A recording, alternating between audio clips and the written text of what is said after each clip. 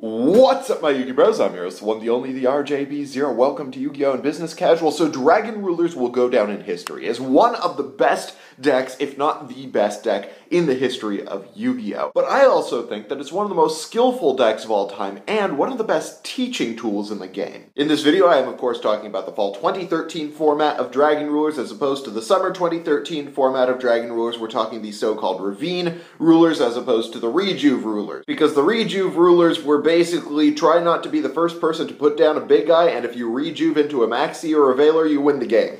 But the Ravine Rulers were special in a couple of ways, and it all comes down to the fact that Dragon Rulers are possibly the most complex out of a category of decks that I refer to as complex combo decks. Complex combo decks, including Infernities and soon-to-be Ritual Beasts, are decks which require a long string of combos in order to make a successful play. This and the fact that Dragon Rulers are a resource management heavy deck make Dragon Rulers possibly one of the better teaching tools for players who really want to have a good time with a mirror match.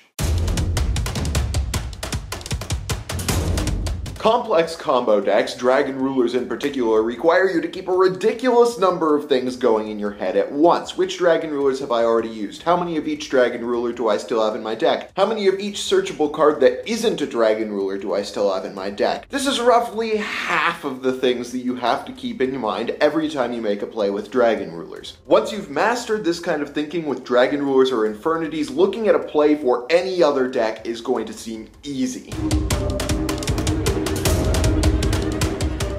Every deck to some degree has to plan ahead, whether it's planning for your opponent's play or setting up for your own. But with Dragon Rulers, that is taken to an extreme, because each time you make a play, you have three decisions to make. Which Dragon Ruler do I summon, and which Dragon Rulers do I banish? Each time you make one of these plays, each one of those three things has a massive effect on the future of your game.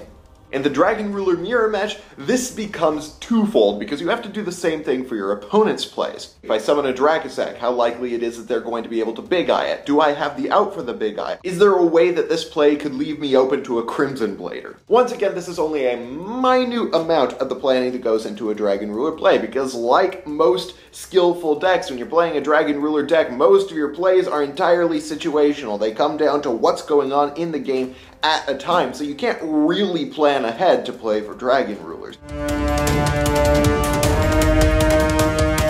As I alluded to earlier, the mirror match for Fall format Dragon Rulers is one of the most epic struggles for advantage you are ever going to see in Yu-Gi-Oh! It is a constant game of leapfrog, and playing a Dragon Ruler mirror match with a friend who is at a similar level of skill with you will make you both improve your game in ways that I can't describe in here, because once again it has to do with these situational plays that you can't plan for ahead of time. There's a large potential for misplays, and misplays in the Ruler mirror match are huge. So getting together with a friend who has a similar skill level to you and playing a Dragon Ruler mirror match will make both of you start hammering out those misplays. Once you've learned to think around your cards like this with Dragon Rulers, looking at another deck and finding the optimal play should be relatively easy. People like to hate on Dragon Rulers a lot, and it's understandable. They destroyed two formats, but I gotta say, the Ravine Ruler mirror match is some of the most fun in the game of Yu-Gi-Oh! So if you want to have fun and learn to play better, I highly recommend a Dragon Ruler mirror match with a friend. So I hope you guys liked this video. If you did, hit that thumbs up button. If you didn't, let me know why in the comment section below. And of course, subscribe for more decks, discussion, analysis, and general Yu-Gi-Oh! Shenanigans. Thank you guys for watching. I'm your host, the one, the only, the RJB0, and I got a jet. See you guys.